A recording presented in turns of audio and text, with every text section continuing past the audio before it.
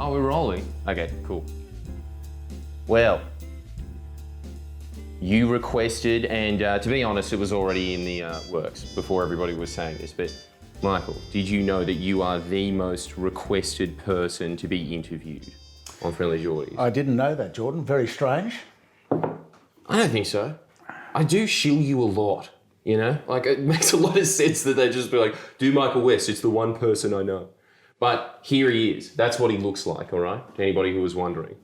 There you go, the man, the myth. It was very strange when somebody pointed out that there were readers of the website under 50 years of age. Yeah. And there were many of them. And we did a bit of Google Analytics and found that, well, I don't know whether this is accurate information or not, but sort of half the readers are under the age of 36 or thereabouts. What was it before? What was your average reader? I don't know, before? I never looked at it before. I don't like to jinx myself. All right, well, yeah, I'll chalk that one up for myself. But the thing is, I'm very glad that you're here, Mr. West. I'm sorry that it took so long, actually, to interview you, because I've been trying to do this for a couple of months. But I think it's a really interesting time to interview you, because you've been doing a lot about the government's COVID recovery program that I want to delve into. But before that, I've been wanting to ask you this for a long time. What do you think the goal of the federal Liberal government is? How are they going to ding the bell after this term and say, you know, mission accomplished? What are they aiming for? What's their vision? Well, I think they've still got this neoliberal ideology, which I think they honestly believe that if you balance the budget like a household budget, then that is success. Economically, they've been doing well with that. Well, they've been able to bash the Labor Party for 2-3 decades, and I think they've actually deluded themselves into thinking that equates to good economic performance. It actually equates to good political performance for them because they've enabled so many people to believe that a balanced budget is a great thing. So what? That's as far as their vision for Australia is. It's just, see this number that's in the red, now it's in the black. That's it. That's it. Pretty much. Well, okay, that's I was hoping that'd extend a lot longer than it did.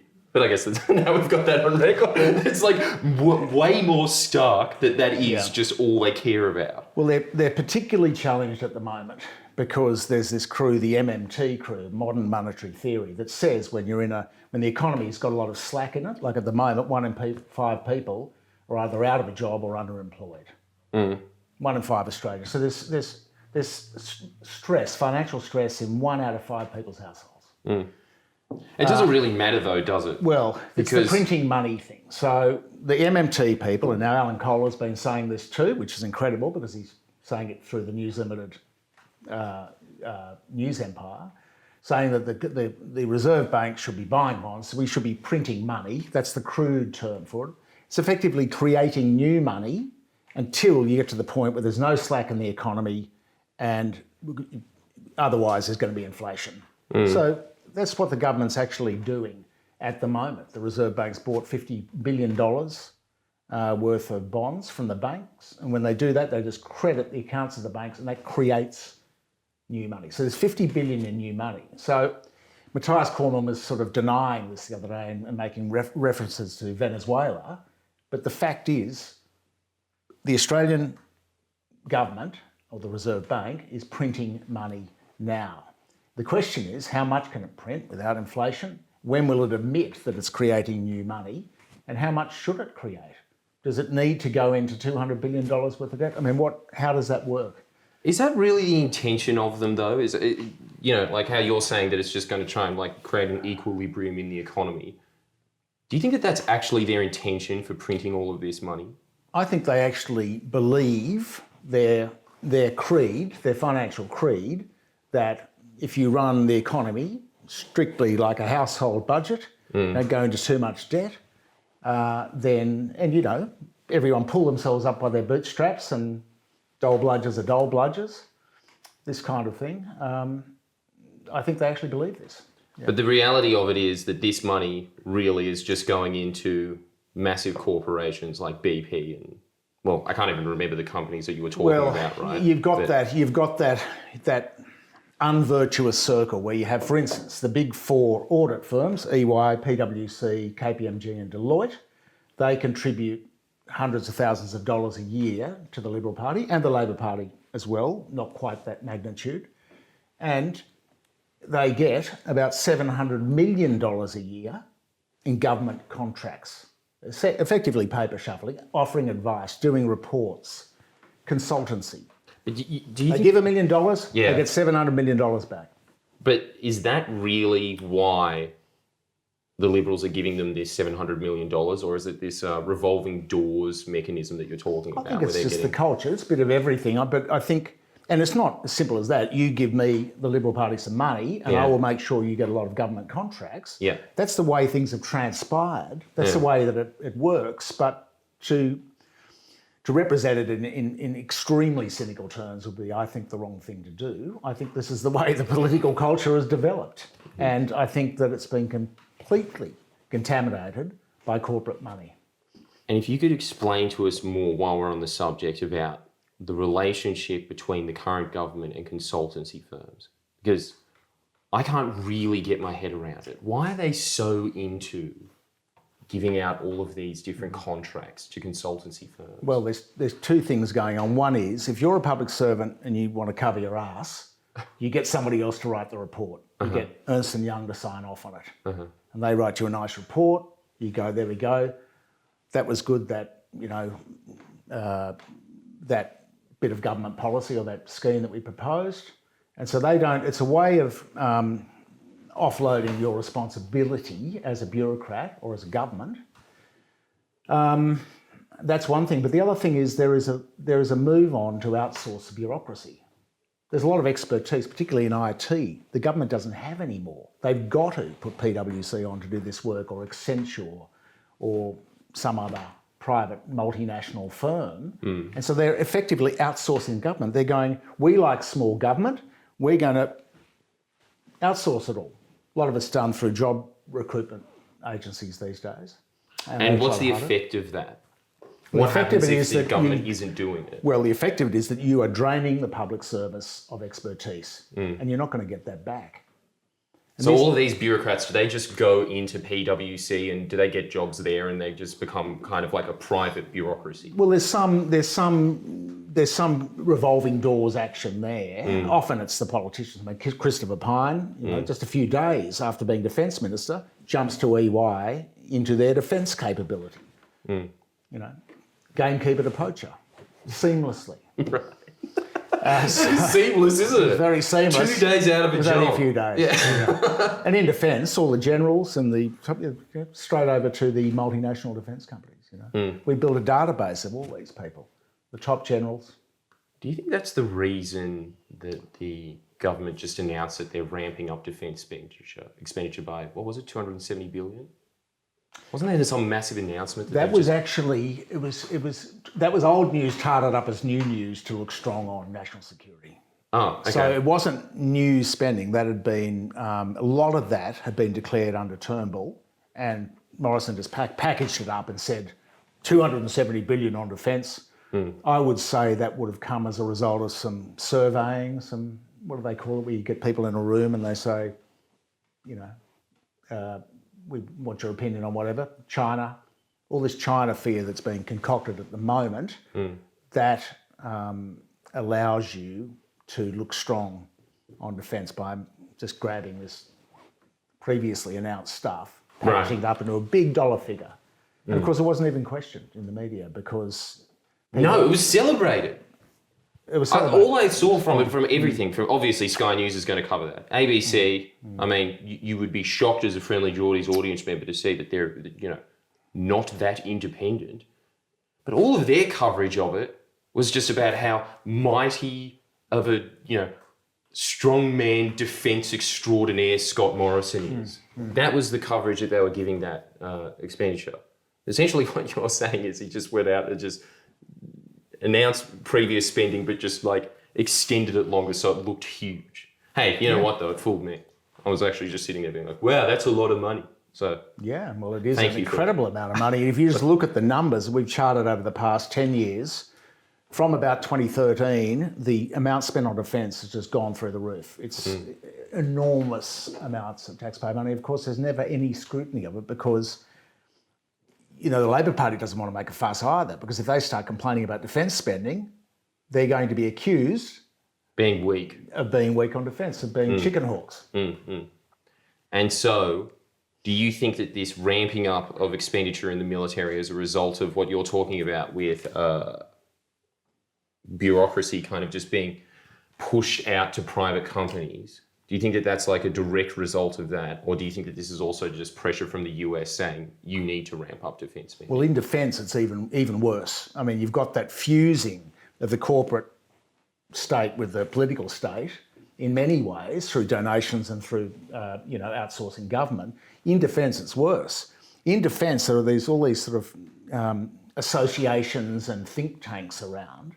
The Strategic Policy Institute, which gets millions of dollars from the government, it's at Sydney Uni. You've got ASPI, the Australian Strategic Policy Institute.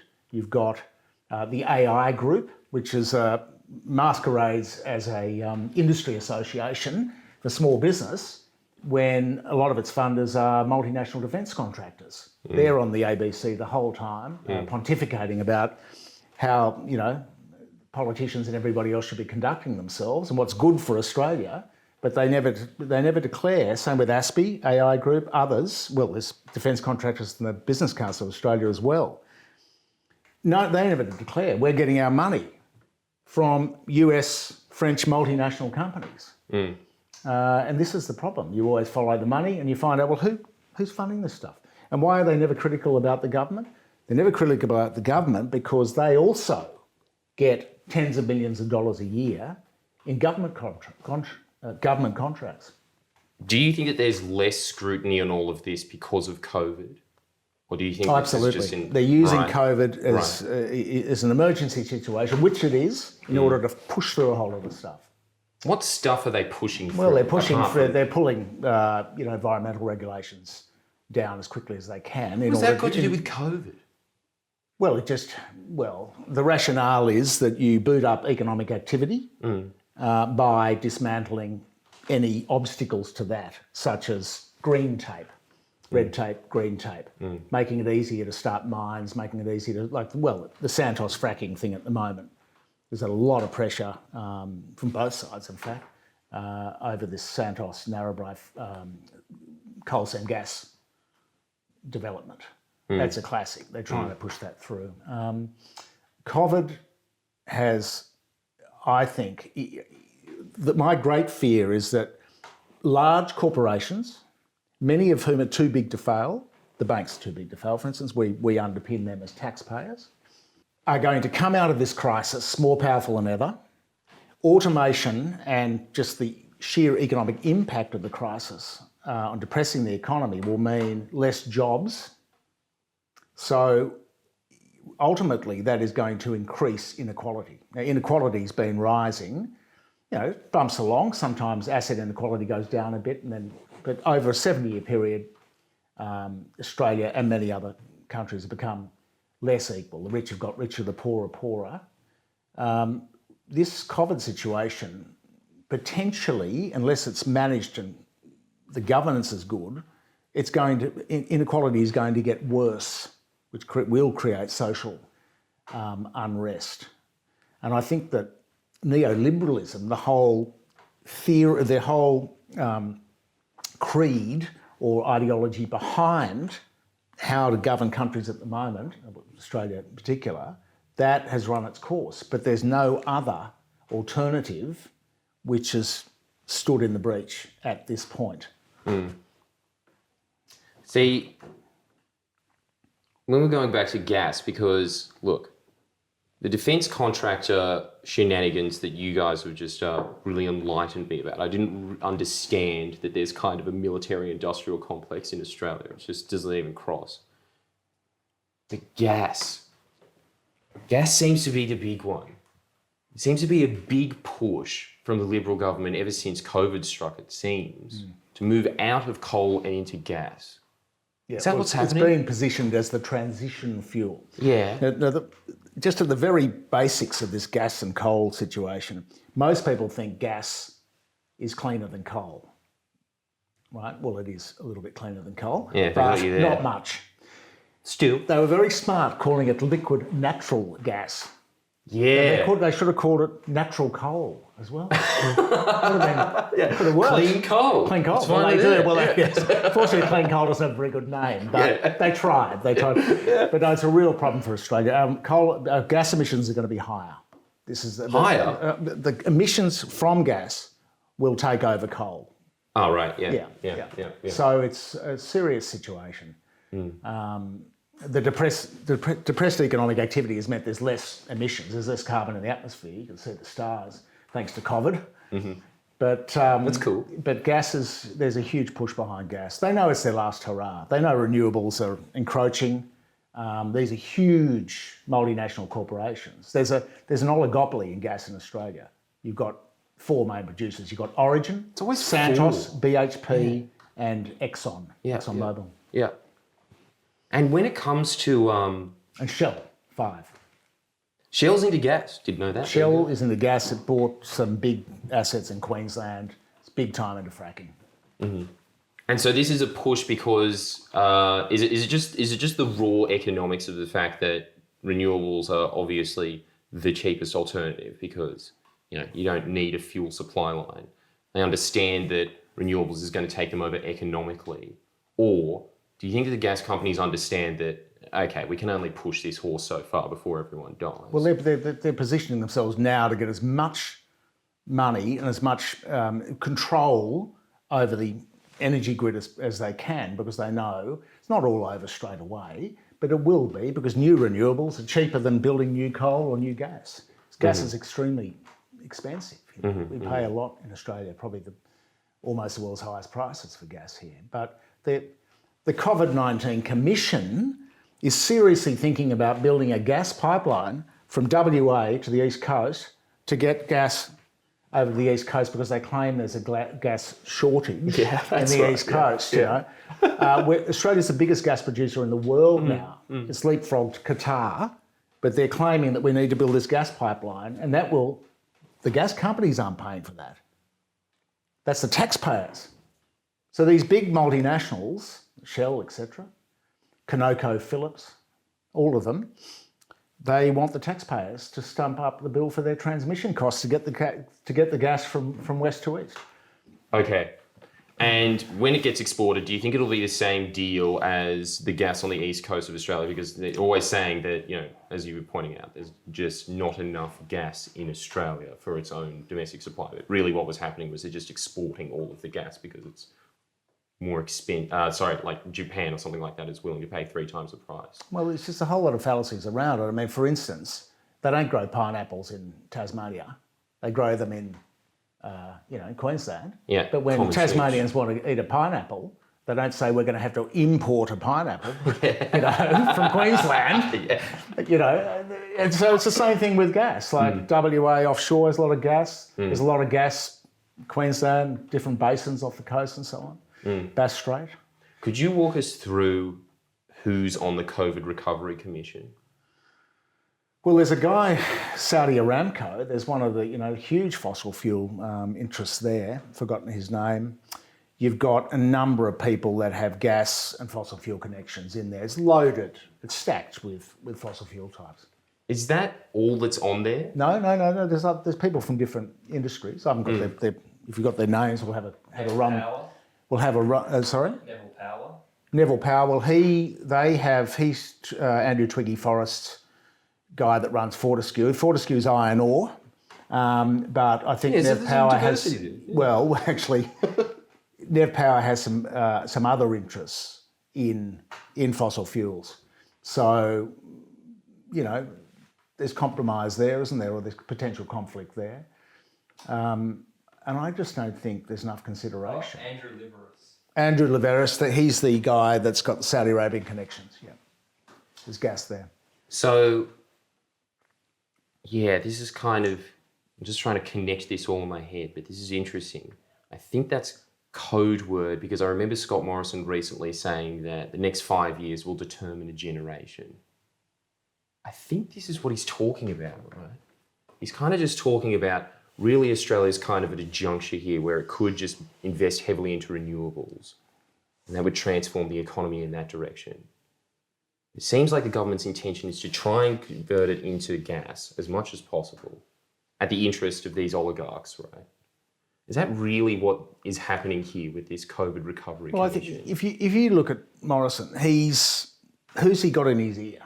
Who's he got in his ear? Now, I haven't done this for a while, but we did get the email list which went to his office, and we found that 10 or 11 people in the Prime Minister's office, including his chief advisor, his principal private secretary, and so on, are either Murdoch media people, about 5 of them, and the rest are straight from Minerals Council or PR firms that do work for companies like Glencore and large fossil fuel corporations. That's his principal private secretary. So 10 people, closest advisors in his office of maybe, I'm not quite sure, maybe 30 people, are senior fossil fuel executive people or Murdoch media senior ex-editors and so on. How do you think the power nexus works in Australia? So what are the major players that are really influencing government decisions? So you've got gas. Seems like you've got consultancy firms. Seems like you have defence contractors. Well, the big 4 consultancy firms are the most influential firms in the world. Because now the other thing about them is that, of course, not only do they audit 98% of the world's multinationals, including fossil fuels, but they also provide the tax advice. They're advising the government on things like tax policy while they're advising their multinational clients on how to avoid paying any tax at all. And then the other business, which is their really fast growth business, is government consulting.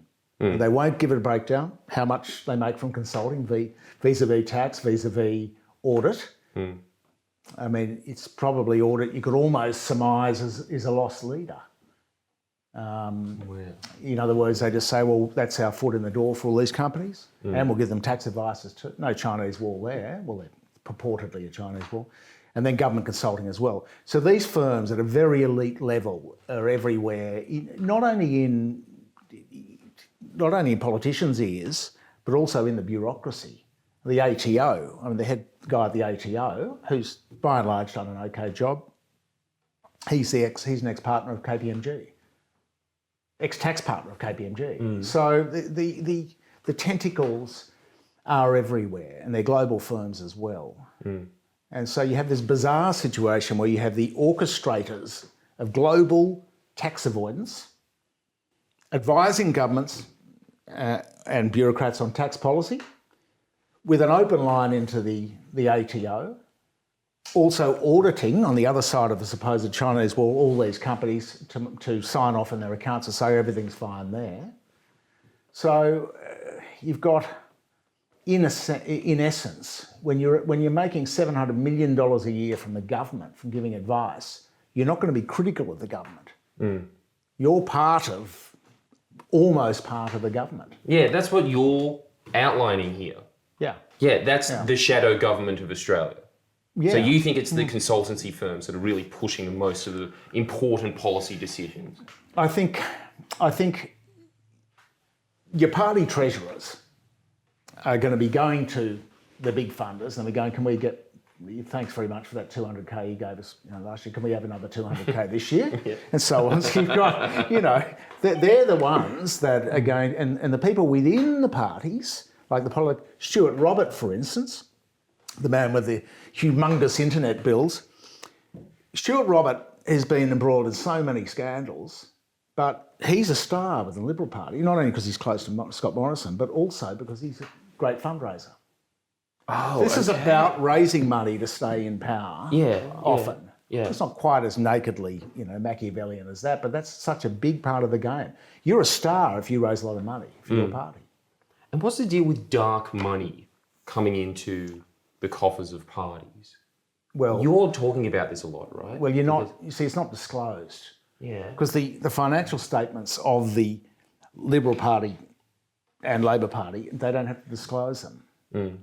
So we don't know what transactions are going on, whether some money's come in through wherever into Queensland and then been lent to WA or to the federal Liberal Party or Labor Party. We don't know the transactions. There's no transparency. And with the donations themselves, anything under $13,500 doesn't have to be disclosed. There's a year lag before you have to disclose it. There's no live time.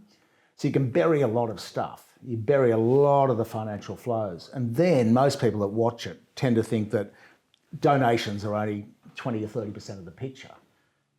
You've got other fundraising mechanisms. You've got lobbying, which is $1 billion industry, and so on. So there's $1 billion. Well, I did a study a few years ago, just looked at the top 20 lobby groups in Australia, right. and we worked out that basically it's $1 billion industry. Yeah. If you count all the external firms, like the most powerful at the moment is Cosby Textor, right? Because they're Liberal Party and they've got people in Morrison's office. And, there were changes of Labor to get to power because it's Labor-aligned firms and so on, but these are just the very shady sort of private firms that no one knows anything about. They don't file accounts or anything. So that's just a small part of the picture. But then you've got the Property Council. Like if you go and have a look at the Property Council's accounts, you pay your $41 to ASIC for the public information, and you'll find they've got, $15 million a year or thereabouts. ARPIA, the oil and gas lobby, they are extremely well heeled, between $10 and $20 million a year. The Minerals Council, $10 million a year, that's coal. The Business Council of Australia, which is the blue chip, the sort of peak body of peak bodies, that's a $10 million enterprise. I thought they'd be on more. Got a little paupers account. Business Council, yeah. Well, it's funny actually because the Business Council is actually a union of chief executives because the members themselves, they must be heard. Yeah. The members themselves are actually the chief executives of the top 100 companies or thereabouts.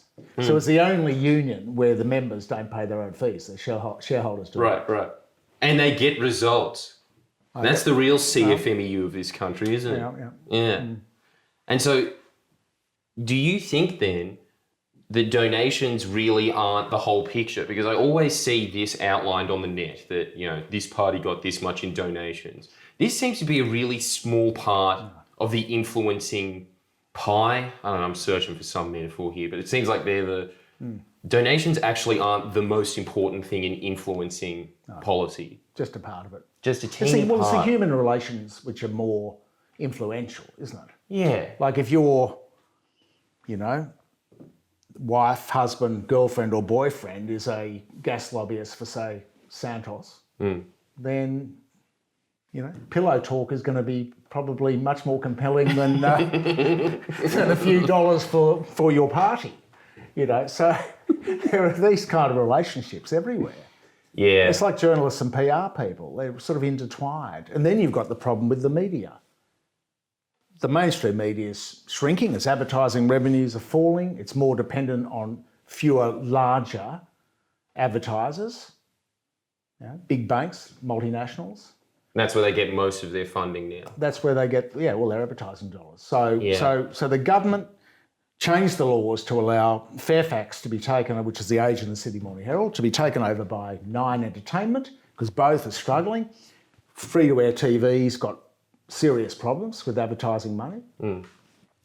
Same for Fairfax. They've been sacking people, having redundancies for 10 years. They allow them to merge. Mitch Fifield was a Liberal guy who signed off on that deal. And I would say, I remember as an editor of Fairfax, the Commonwealth Bank, I think, Qantas and Westpac, they used to spend sort of like $5 or $10 million a year, $5 million a year. $5 million a year just for one advertiser, that's a lot of money. Now, how much do they spend with Nine as well? So the big banks probably spend 50 with just Nine. Right. Now, you've got to give it to some journalists. They're still doing their job. People like Adele Ferguson will still try and have a bit of a kick at the banks and so on. But of course, when they're spending $50 million a year with you, how far are you going to get? It's got to be a very solid story. Or the other trend is that if there's bad press somewhere else and everyone knows that they've got to jump on board, they'll all jump in and bayonet the dead, basically, because they know the story is too big to ignore. Right. But otherwise, the pressure from advertisers, Qantas, a classic example, Qantas is always complaining about bad press and goes straight through to the senior person they can find. Why are they so whiny?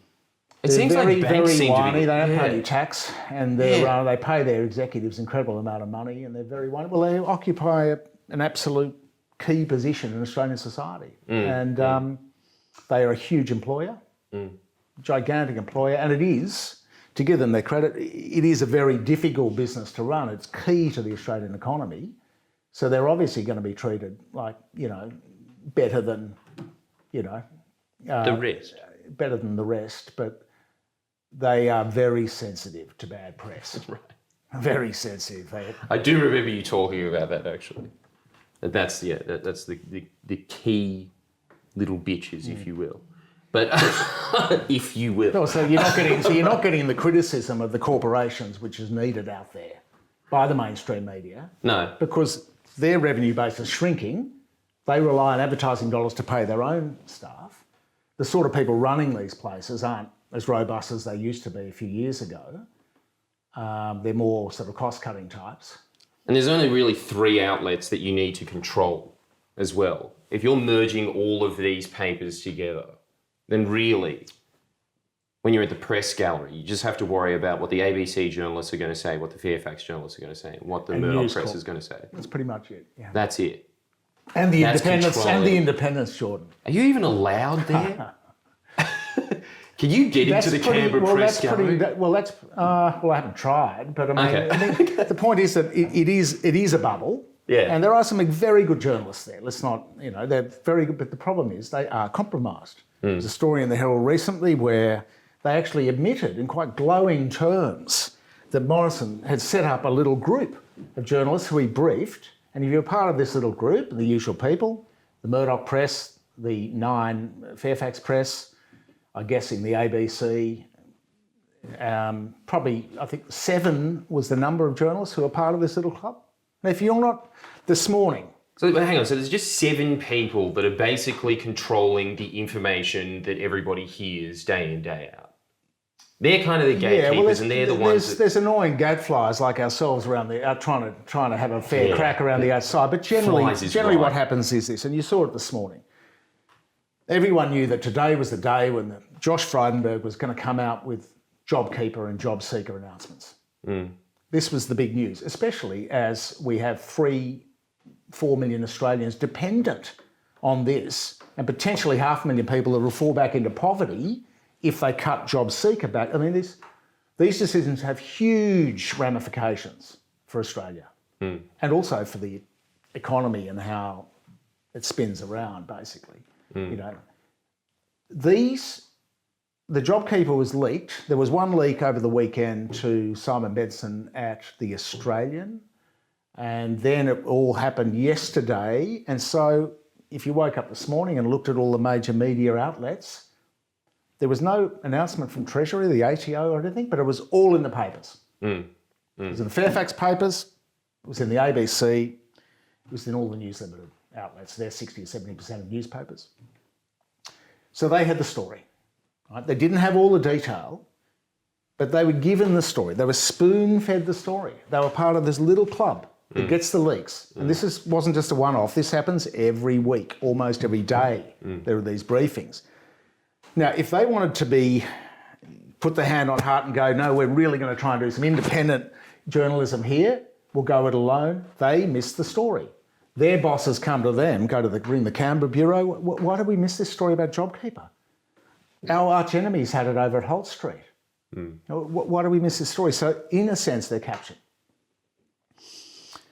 They've got it down to the right amount of competition, they've got it perfect. You're dealing with financially stressed mainstream media outlets run by people that are on KPIs, that want their bonuses, right? They don't want to be, this isn't about integrity. This is about bonuses. This is about their future performance in their careers. What then happens is everyone wakes up in the morning and they turn on the radio or the ABC, or the whatever breakfast news show they watch. And what do we hear about this morning? JobKeeper, JobSeeker. The agenda has already been set because the 7 or so journalists in the special club have given have got their scoops, or they're not really scoops because everyone gets them these days. They used to play one media organisation off against the other. Now they all just get them in a room and brief them. There you go. So then the morning breakfast, and then the talkback radio throughout the day. The agenda has been set. The JobKeeper, the government is getting cheered on for its brilliant, initiatives, right? And then you have other people coming in independently later on looking at it and going, well, actually, where'd that $60 billion go? Remember the $60 billion that slipped on the back of the couch? How could you forget? Yeah. The $60 billion. A lot of money. So, but it was too late. The agenda had been set politically in a media sense. And that's what they're doing now. They're just selective, the media's captured and the agenda is set. And everyone just follows along.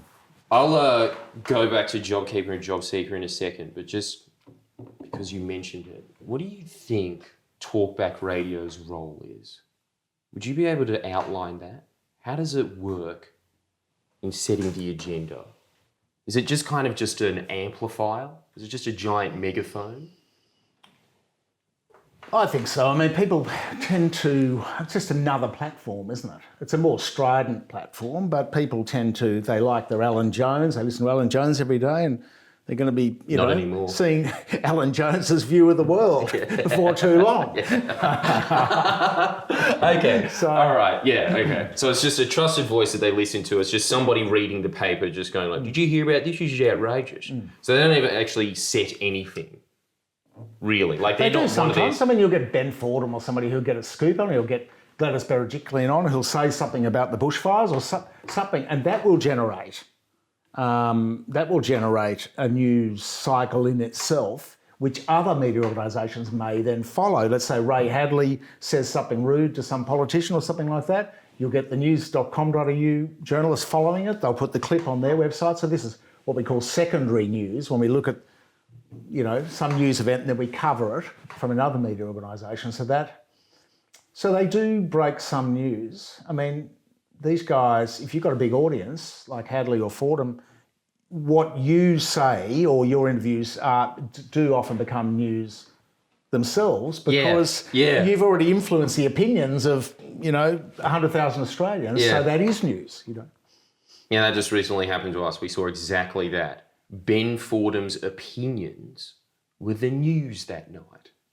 This just in, Ben Fordham said something.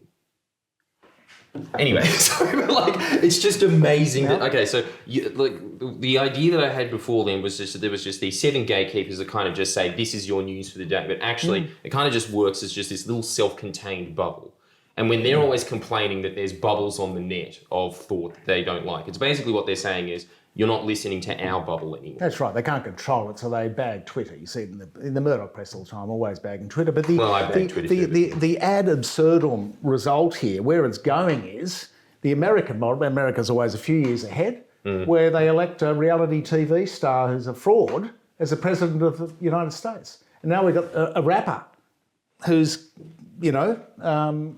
up there too, throwing his hat in the ring. Yeah. So, it really, I mean, that's where we're sort of headed in terms of popular control and media control and that sort of thing. Once you have a voice, you can exploit people's opinions. This has always been the case though, right? Like you've been in journalism a long time. It's always worked like that, hasn't it? It's just it's kind of like more controlled, more condensed now. It's more, it's the mainstream is smaller now and it's in a battle for survival against everybody else. The internet's like the blob. You can keep hitting it everywhere, but, it'll just bounce back. Right. You can't be controlled. And this is the problem that who knows where it's going to go, where the Murdoch's press will be around even. Oh, there'll be a masthead that says the Australian or whatever. But can they afford still to put newspapers on the back of a truck and send them to Covert or the back of Burke? It just doesn't stack up against an instantaneous business model where everybody democratically can express their opinion, whether you like it or not. That's what they're up against. I mean, people are using Twitter and Facebook as their news feed. It's quicker. It's more diverse. Yeah, that's true. But again, like, it doesn't really matter if the Murdoch press doesn't put out these newspapers, right? What matters is the access. That's the key. Well, this is a bit, well, it may not be a last hurrah, but by being really tight with government, which is what I was saying before, they are controlling the information flow. It's like something out of Aldous Huxley, you know. So the information flow comes through them. They are the gatekeepers. And as gatekeepers, they're failing. They're applying very little scrutiny to the stuff that they're reporting and putting out there. So it is basically just Not what because you read they're is like the Liberal Party headline from, I don't know, just like Angus Taylor or whatever. Just what is on his website is essentially what is that's just transferred onto the press. Well, it's even more sophisticated than that, because you will have within, you know, Josh Frydenberg's office and Morrison's office, you'll have extremely experienced media practitioners. Yeah, right. And PR people who are used. Their job is to manipulate public opinion. For public relations it's important to have, is manipulation of public opinion. That's what it is. And so if you've got really suave PR people, they will, well, for a start, if it's the Murdoch press, you don't have to worry, because they'll just say, what, government great, Labor bad. It's very simple. They don't have to worry about them, but a little bit goes on in the rest of the press, having to convince, say, The Guardian or the ABC that this latest government policy is a great policy. But if you don't give, if you're feeding the chooks just a little bit and keeping them hungry, which is exactly what's happening, right? You know, yeah. My mates in the mainstream media are going to hate being called chooks being fed, but that's the reality. That's what you are. Yeah. That's the reality. So keep them hungry, and you know, we're not going to feed you guys unless you toe the line. This is the threat. It's being excluded from the club and being cut off from that news feed. Now, I don't know how sustainable this is, this business about choking it through putting it through almost a siphon that just goes into 6 or 7 people and then fans out from there. How realistic that is in the long run. It's working a treat now. It's working really well at the moment. Yeah. If you were to take a critical lens then to the Morrison's government's handling of COVID, how do you reckon they're faring? Well, in terms of media manipulation, they're faring admirably. A++, yeah. Well, the classic was the other day. The China thing is a classic, right? So suddenly, and you always, whenever you get a national security scandal, they can't use the poor old Muslims anymore because they've been, terrorism's, that's passé. Yeah. There's the Islamic threat thing, they tried to keep it going as long as they could. But the China's the big one now. And so every time I see a big China scale, I think to myself, well, what was just about to break somewhere else that day? Really? Oh, yeah, absolutely, because it's often distracting. It's a look over there thing. So Morrison's office knows there's a big story going to break in ABC or Guardian or wherever. And they go, right, let's distract, let's just build up the China bogeyman and so on. So what do? They're very sophisticated. They don't just come out and say, China bad, we're going to spend $270 billion. They say cyber threat. Oh, we can't say where it's from because it's national security. But who comes out the next day or later that day and says where it's from? That it is China, confirms ASPI, the Australian Strategic Policy Institute. Who are they funded by? Weapons companies? Well, they hate a war, don't they? And the government. Yeah. So an outfit that is funded by the government comes out and says, well, we have, intel that it is China they're talking about. Of course, the PM couldn't say that it is China. So they just get somebody else to do it for them. The media just piles in. There was no detail around the cyber threat at all. In terms of just like how JobKeeper and JobSeeker is getting doled out, how do you think that's going? Well, that depends on your view of whether we can afford it, whether it's the household budget or whether the Reserve Bank creates money. That's pretty much what that depends on, which is where the economic debate is at the moment. Do we create money? Do we admit that we create money? Or are we just going to go into such horrendous debt we're going to be depressed forever? It's quite clear that if you cut JobSeeker back to where it was, you're going to put a whole lot of people into poverty. at a time when there's not very much economic activity happening anyway. The social implications of doing that, and the Libs know this, and obviously they've got to be very careful with how they do this. They want to seem tough, that's part of their creed, you know, and that part of this whole sort of, if you haven't got a job, you must be a bludger sort of thing, sort of lurking beneath the ideology. But they know that. They don't want to put a whole lot of people in poverty. That's votes. That's votes. Is it their votes? So Albo's sitting there, they're going, well, if they put everybody back in poverty, we're in for the next election. Yeah. You know, but it's not going to be as simple as that. So they've done this stage thing, which kicked off today. The problem with the jobs keeper thing is that it's being rorted from pillar to post. We've exposed this, and none of the mainstream has done anything about it. Lend-Lease, Mirvac, there's all sorts of large Australian companies whose revenues have not fallen by 30%, let alone 50% threshold for billion-dollar corporations, that are claiming JobKeeper. They're getting taxpayer subsidies when their revenues haven't receded by more than 10%. And it's not just these companies as well, right? It's all these massive companies. I can't even remember the ones that you were just talking about recently, but some nursing company, was it? Something in Queensland? Yeah, it's a corporatised nursing company called Blue Care, which is the biggest, I think, institution in Queensland. So they're on it too. Now, just correct me if I'm wrong, but if you're running nursing homes and retirement villages, your revenue's not going to change at all because, you know... COVID might wipe some out.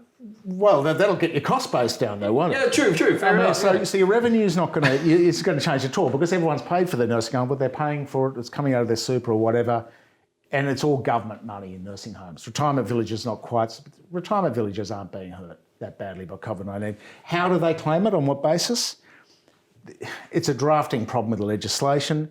If they do, they run a bus service down to the Keno, down at the local club, and that bus service no longer happens because of COVID. They say that because they've gone from 100% revenue to 0% revenue, they're going to claim it throughout different parts of their businesses. So that's how they get away with it. It's on a legal, in my view, unethical view of the rules. So essentially, they've turned JobKeeper into job seeker for companies. Yeah, they have. Yeah, look, in some situations, Qantas, tourism, which has been smashed. You know, there's a big case for making sure that companies are still engaged with their employees, you know, and just helping people basically, because if you give money to companies, what are they going to do? It's going to drift up, it's going to trickle up to the people that, you know, produce the profits, and shareholders are going to get lots of it and stuff like that. The point of job, it isn't to help people, you know, but if you give money to poor people, they're going to spend it. Yeah. So that means it's going to go through the economy, it's going to create economic activity. If you give it to Lend-Lease and Mirvac, it's going to go to shareholders. So it doesn't make sense to do this. Although broadly... Do you think that's why they're keeping JobKeeper going longer? Do you think that has something to do with it? Well, there's the bona fide people like tourism and Qantas and service industries, you know, which just had to shut down in their entirety. They've got to do it because otherwise the September cliff was looming. Because in September, that's the date when JobKeeper ends, Job Seeker Mark II ends. So suddenly to have 4 million people with half the money they had the week before because of an arbitrary government decision, that was going to send the government that was going to send the whole country into a tailspin. They worked this out. They've come out, now they're doing a staged thing and saying, we'll keep it going until next year. Right. I'm going to be honest. Look, 30% of your articles are too heady for me. I don't understand them. So I'm glad you're here to basically just talk me through it. But with one of them, with your work on Virgin, what happened there? Because it's important that there is Virgin in Australia, right? So that there's not a complete monopoly owned by Qantas in that industry, yeah? That's the view. I think as most people think you've got to have two airlines.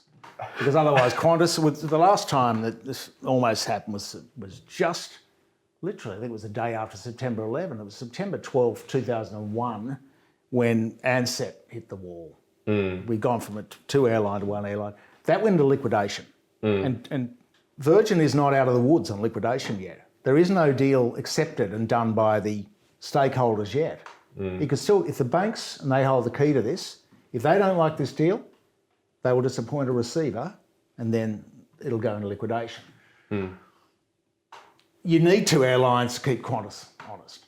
And Alan Joyce over Qantas is just relishing the prospect that Virgin's going to be a complete stuff up and it will go into liquidation. If that happens, it leaves them with a monopoly. And do you think he's pushing behind the scenes to make sure that happens? Oh, it's not behind the scenes. He's on television daily cheering it on. Right. You need two airlines. You need competition, and it has worked. The airline market has worked. I mean, for many years we haven't paid any more for air travel. It's a system where you've got a duopoly, but they actually compete. It's a market that works, right? Unlike electricity and power markets and so on, which are just rorted.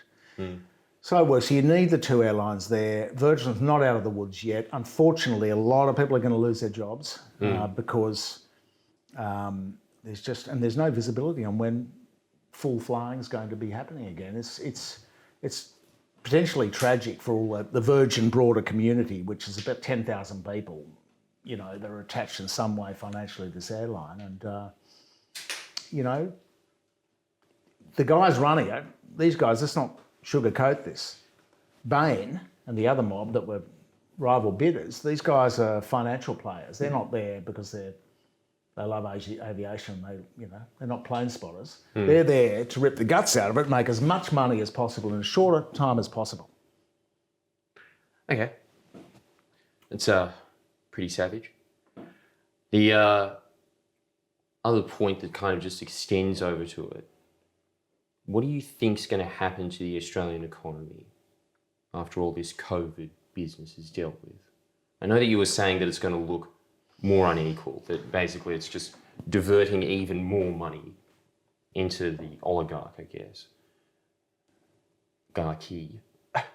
But other than that, do you think that the foundations of the economy will bounce back, or do you think that they're permanently shifting as well?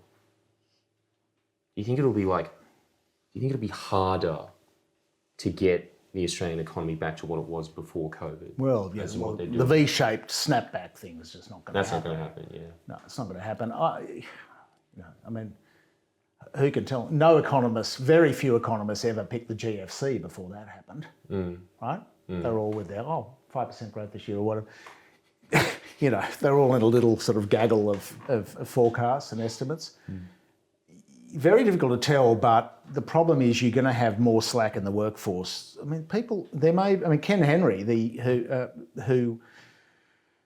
Ken Henry made the point in an article, somewhere I think John published, John Menadue, where he just said that people may never, there might be people that are 30 years old that will never get back that nice high-paying job they ever had because the labour force will restructure because you've got AI coming online as well. So what does that mean? Does that mean that there's just going to be that permanent 3 or 4 million people? Well, that means that are just going to be on job seeker. Eventually, this is why people are saying the living wage. You're just going to have to start paying a living wage, and otherwise you're going to have too much inequality. You're going to have haves and have-nots. It's going to be like a caste system. Now, I'm not that pessimistic. I think there are, and I think also there's a change towards renewable energy and so on, which is potentially huge for Australia because of its, Not because of government policy though, right? Well, on the states it's the market policy. If you look what's happening, these big corporations all over the place are making decisions. We will not invest in coal anymore. The banks are saying that? The banks are saying that, and that will happen with gas as well. Really? Well, it's already happening with gas. I mean, the head of the gas regulator, the AER, came out the other day and was buried. Didn't want to upset anybody in industry, but she effectively said that there was a risk to the whole grid, that the gas might not be, well, certainly saying it's not going to be what the government purports it to be, which is the transition fuel that gets us from here to renewable energy land. But those things are changing, and Australia has huge natural advantages. I mean, if government policy is transparent and effective, then we may be okay. But I just can't see with the current ideology on both sides that there's going to be enough vision to implement policies like they did, you know, with the Hawke-Keating big changes that happened many years ago, the deregulation and so on, because you've got the corporate state and vested interests with too much control these days. And every time somebody wants to do something, oh, let's put a tax on property. The Property Council will just be all over you like a rash. You just won't be able to do it. So the problem with any reforms, it's all about government decisions and reforms and policy vision, which is going to ensure the future for Australians, right? And whether they pursue the same agendas they're doing now or not. This is the key thing. But the problem is there's a stasis in reform. It's too difficult to pull off because there are too many vested interests and powerful, sophisticated lobby groups around. The classic... the $1 billion a year industry thing that you just raised. It says a lot. But it infects... It's only when there's crises when people can actually make big changes. Yeah. So the potential is here to be able to do it at the moment, but your classic... It's not going to happen. Well, it may happen, but your classic example is the property market, where 10 years ago, in 2006, 2007, there were this anti-money laundering counter-terrorism laws, right? They brought in half the laws, it was called Tranche 1. The second half of the laws, which was that covered casinos, bullion dealers and banks. Not that Westpac and others, Commonwealth Bank, have paid much attention to the anti-money laundering regime. No. But the other ones are meant to cover lawyers, accountants and real estate people, developers. Every year I ring up the Minister for Justice, who used to control this thing, and say, well, how are you going with the AML-CTF laws that were meant to come in 2007? The PR person goes, oh, I'll get back to you a couple of days later, you know. It's been a We are in, you know, it's usually something along the lines of, we're in serious discussions with stakeholders, blah, blah, blah, blah, blah, blah, blah, stakeholders. You know, who are the stakeholders? Well, it's the big four. It's the big 5 law firms. It's lawyers and accountants. They're just saying, no, and property people, please, don't bring this anti-money laundering stuff in. Australia is an absolute paradise for black money. Really?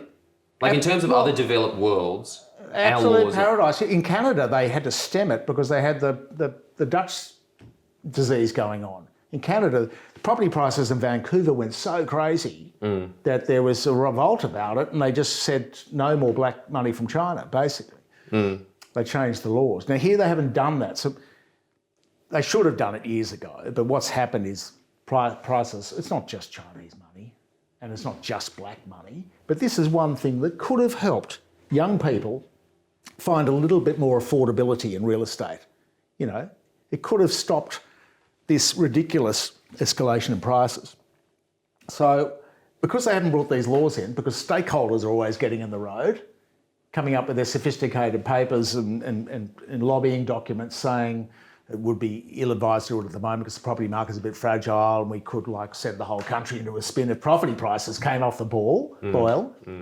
So this is just one example of a law that should have come in years ago, and the international organisation has virtually blacklisted Australia. It's called Financial Action Task Force, FATF, and they basically put out stuff about Australia saying, you guys have completely dropped the ball. What are you doing? You're meant to bring in these laws 10 years ago. Wow. We're up there with Pakistan in terms of terrorism financing, and I'm not saying quite that level, but we're regarded as being we're in the same basket. In the same league. Yeah. Right. Yeah. We're in the same league, and that's simply because you have powerful vested interests whose discussions with the government policymakers aren't revealed, lobbying away, chipping away behind the scenes, stopping these laws coming in. And the result has been, you know, people not being able to buy a home. Not totally. I mean, there are other factors, obviously, with Australia and property and so on, but that is one factor where they might have been able to bring some relief, you know, for younger Australians particularly. But again, it's like the franking credits, isn't it? You know, it's appeasing the boomers. and hoping they tell their kids, you've got to vote for the Liberals because they're good economic managers because they balance the budget. Right.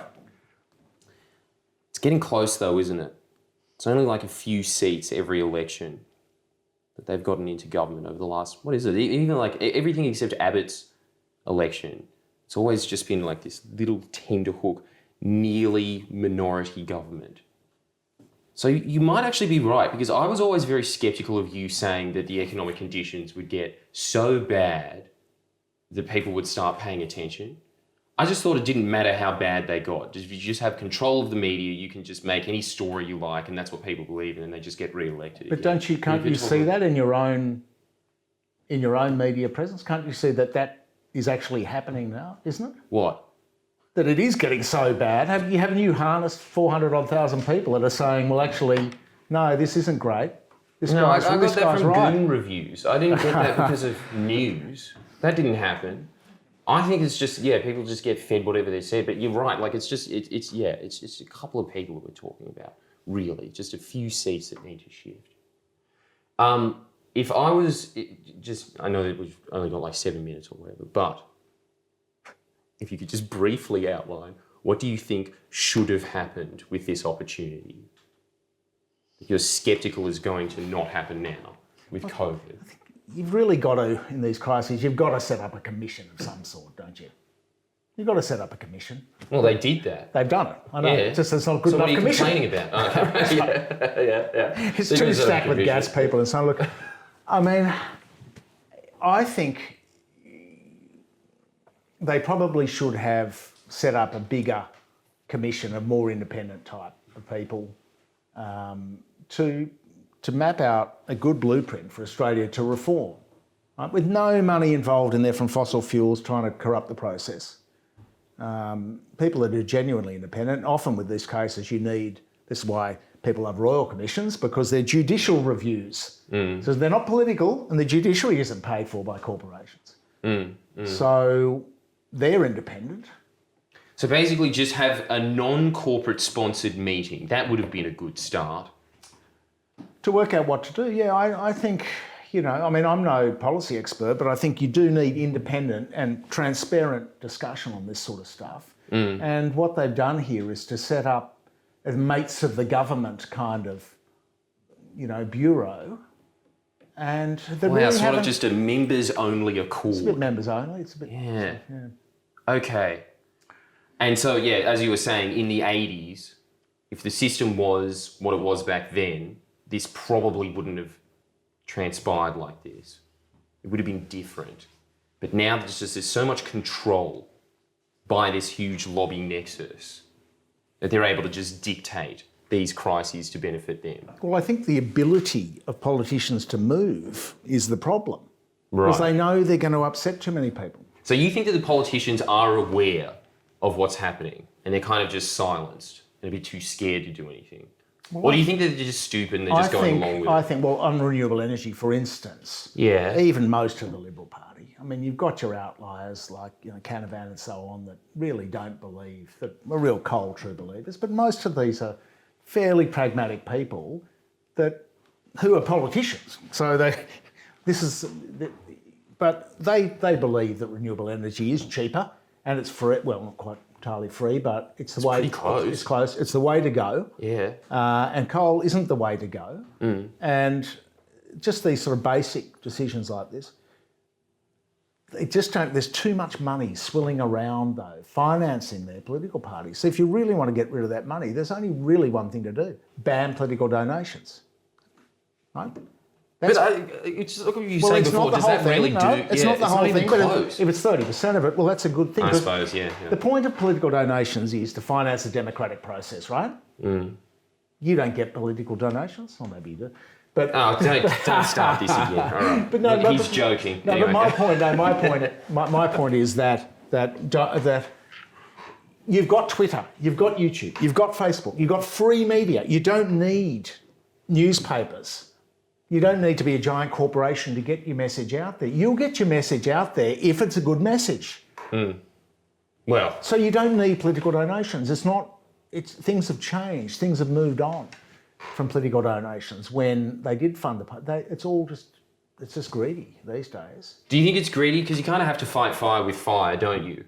It's kind of what's happening with Virgin and Qantas at the moment, but on a political scale. If you're in politics, you play the game. You have to. That's the point. You play. Because if Labor just came out and said, we're not accepting any political donations anymore, they just go into the wayside. Because the Liberals are just like, sweet, you do what you want to do, and they'll just continue it. That would depend on when the message is strong enough and pure enough and people believe that it's going to happen, there's no reason why Labor couldn't get swept away on this sort of, sort of cloud of euphoria from voters if they suddenly came clean and said, no, we're not going to take any more money anymore. No, we're going to cut all ties with this. We're going to be completely independent and we'll just put out our things on Facebook, Twitter, all the other stuff. I don't know. Why couldn't they do that? Because the reach is like, okay, They get paid they get big salaries, these people. What do they need the donations for? I think it was just basically for advertising purposes. I would assume that that's where all the donations go. But if it's just to push out the message, because again, as you're saying, maybe this will happen in the future, but now still, that bubble of control that is controlled by the mainstream media, that's still the major control of the issue. Because what you were saying before, right, the fact that we're only, I don't know, we've got a few 100,000 people between us. Yeah, that's all well and good. But the Murdoch Press has a reach of 7 million. And the ABC has a reach of 11 million. You can't compete with those numbers at the moment. Not at the moment. Right, okay, so that's the long game. It's happening, though. Right. It's happening. I mean, if you look at the growth of our website, look at the growth of your YouTube presence. It's a matter of time, I guess. It has to be a matter of time because ultimately people are going to believe in an unpolluted, uncontaminated message, which is fair dinkum and not paid for by advertisers or governments. This is the problem. The government controls via the message and via various mates deals, like all the commercial TV mob, they've all got government licences. They're just not there because they put up their hand and say, can I have one of those? But these are licences. And guess what happened a few years ago? They got their fees waived or cut in half or something like that. There's all these things going on the whole time. The transmission towers, which sit on top of the hills outside cities and beam the messages in. That's been outsourced to a Macquarie Bank dual stapled listed trust structure, which then sold it to somebody else. But these things, they don't pay. Nobody in the mainstream's been onto this. These people, the New South Wales Emergency Rescue Service, they pay licence fees to be on Crown land. Guess what? The ABC and the commercial networks don't. They're literally poaching. Ooh. They're poaching. They're not paying their licence fees. iPart's been all over it. Was buried. Never turned up in the. I call the ABC. Why are you guys not paying? Oh, we're looking into. Can we get back to you? Yeah. I think we're right out of time. But Michael, it has been a pleasure. There, you happy? Shut up about Michael West being on his honour, right? And if you would like to do more in the future, I'd be very happy for you to do it. Good to be on the show. Thanks, John. Yeah, what a show. All right, well, thank you so much, Michael. Cheers. And then we'll just cut out. Sorry, just want to mention this. Go check out his website, michaelwest.com. All right, that's all I want to say. Right. We'll just put that in there. Except that it's .com.au. Oh, fuck. But that's okay. Don't worry. They'll find it. I'll find it.